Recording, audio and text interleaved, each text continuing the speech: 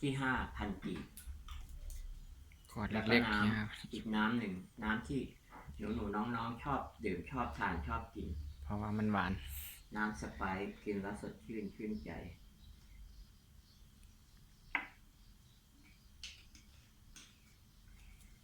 ตัวนี้น้ำสะอาดเหมือนกันใช่ไหมครับที่อยู่ในแก้วใช่ใช่ผมก็จะใช้ตัวเทสค่า pH เป็นตัวเทสค่า pH ที่ใช้ในวงการของการประปานครหลวงการประปาแห่งประเทศไทยหรือการประปาของเราซึ่งใช้เทสค่า pH บอกคุณค่าของน้ำสะอาดหรือไม่สะอาดเป็นองค์กรกลางที่ใช้เทสตรงนี้แต่ก่อนจะเทสอันนี้ผมติดมาเป็นน้ำกรองจากเครื่องกรองน้ำอัลคาไลน์ฟิลเตอร์คังเซน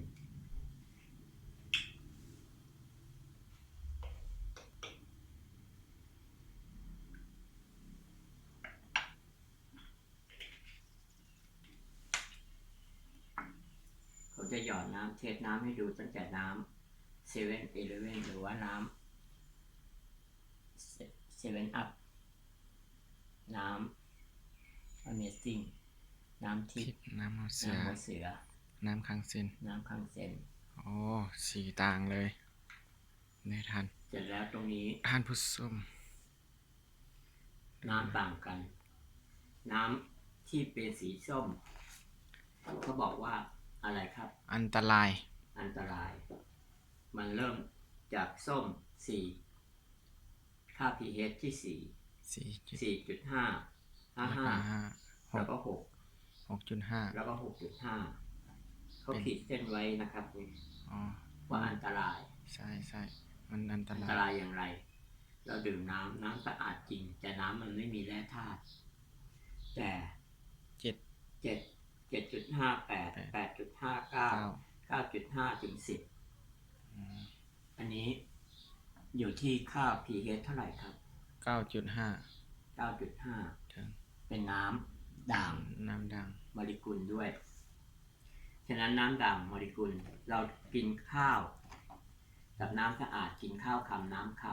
ำกินข้าวคำน้ำคำทำไมต้องข้าวคำน้ำคำเพราะเรากินอาหารที่เผ็ดเราก็กินน้ำตามเมื่ออาหารกินเสร็จเรียบร้อยท้องอืดเพราะเรากินน้ำเยอะเมื่อท้องอืดมันก็ไปละลายกับน้ำย่อยในร่างกายเรานั่นเอง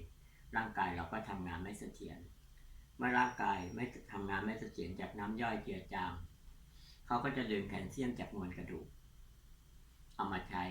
ในการช่วยย่อยอาหารเมื่อดึงแคลเซียมออกมาแล้วน้ำที่เรากินน้ำคำ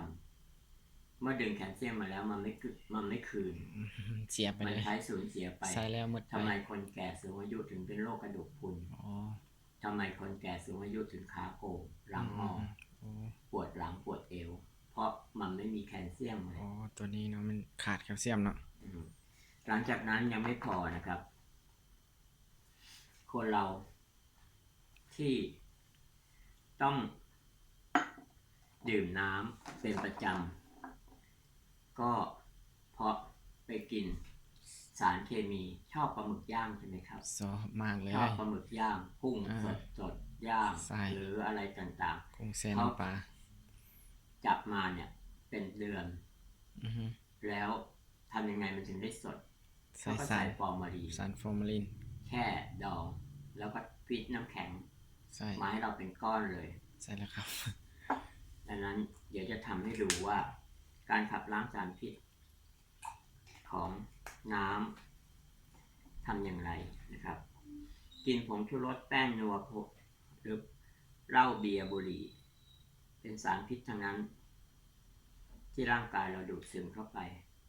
กินเข้าไปสะสมทุกวันก่อให้เกิดอะไรครับมะเร็งสารพิษมะเร็งจากสารพิษต่างๆที่เรากิน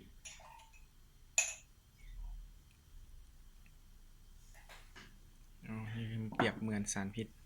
เปรียบเสมือนสารพิษในร่างกายเราดื่มน้ำเอาแค่อิ่มหนึ่งของน้ำนะครับว่ามันสามารถขับล้างสารพิษได้ไหมนี่คือน้ำดื่มหัวเสือ ถ้าเป็นน้ำจากเครื่องกรองน้ำคังเซนซิลเวอร์นาโนอังคารายพัดฟิลเตอร์นะครับ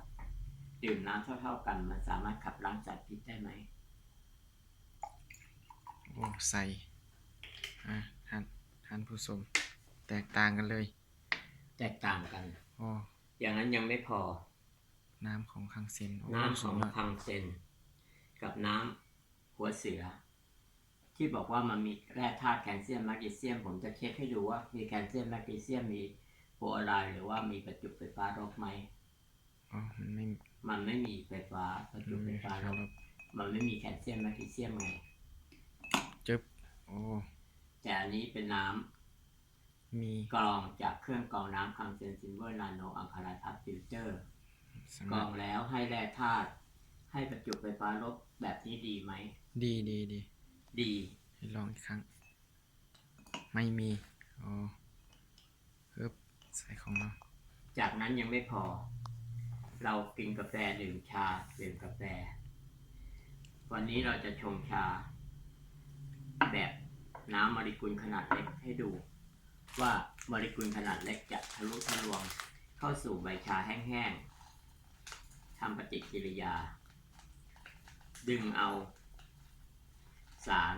เอาสีของชาออกมาโดยทันที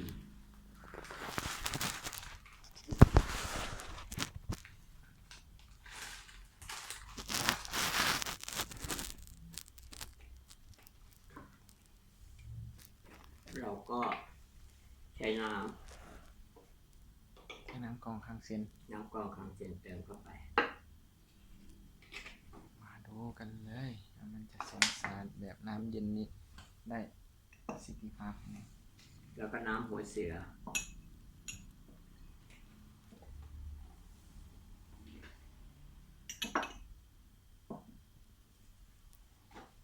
เติมลงไป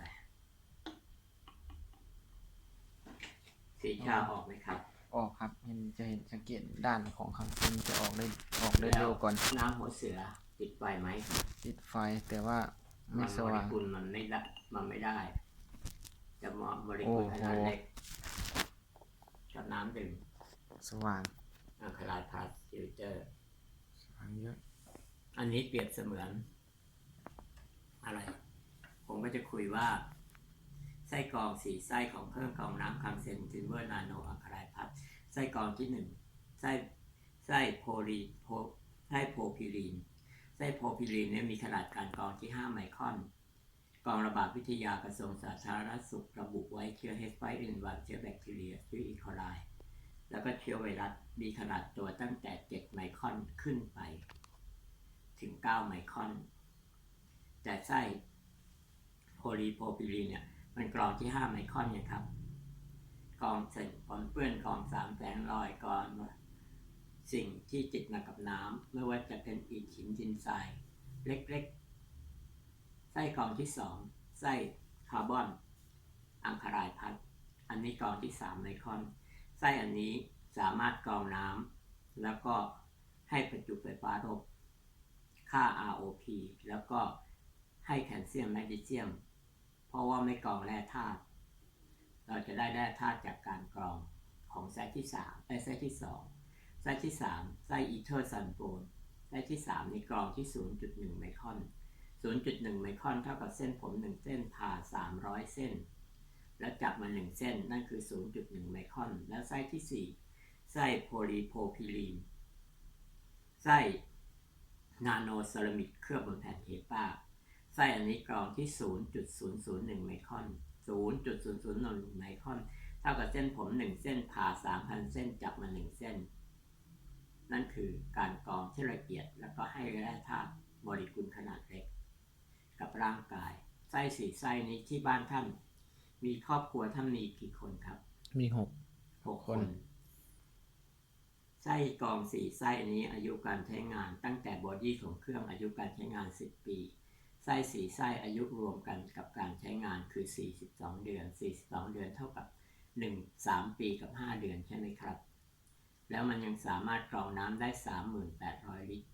ถ้าท่านจะดื่มน้ำที่เป็นโมเลกุลขนาดเล็กมีค่า ROP เป็นดาบท่านสามารถดื่มได้ที่ 10,000 ลิตรถ้าท่าน จะกินน้ำที่เป็นน้ำแร่น้ำสะอาดมีโมเลกุลขนาดเล็กท่านก็ดื่มได้อีก 10,000 ลิตรแล้วก็เป็นน้ำที่ใสสะอาดปราศจากสิ่งปนเปื้อนก็อีก 1,800 ลิตรรวมเป็น 3,800 ลิตร 3,800 ลิตรท่านเอา 3,800 ลิตรตั้งท่านซื้อน้ำตุกแบบนี้หัวเสือตุกละ 5,000 กีบเอา 5,000 คูณกับ 3,800 เป็นเงินกี่ล้านกีบครับ100 กว่าล้าน144 ล้านกีบเป็นเงินมหาศาลนะครับกับเครื่องกรองน้ำการเซนซิลเวอร์นาโนอะคาไลพัทนี่มันสามารถแทนไตทั้งครอบครัวถ้าท่านจะเปลี่ยนไตหรือกินน้ำที่มันไม่สะอาดเนี่ยท่านเกิดป่วยเป็นโรคไตท่านจะเปลี่ยนไตครั้งหนึ่งใช้เงินตกประมาณ1,700,000 บาทแล้วก็ต้องไปเอาชีวิตของนักโทษจากจีนมา1 ไตเปลี่ยนเข้าไปในร่างกายของคนเราท่านว่าเครื่องกรองน้ำที่สามารถกรองน้ำได้ 3,800 ลิตรแล้วก็มันให้ผลค่าตอบแทนที่ถูกใช้งาน3 ปีกับ 5 เดือนแล้วก็แทนไตในราคา 17,335 บาทท่านว่าดีไหมครับดีตกลงครับตกลงโอเคไหมโอเค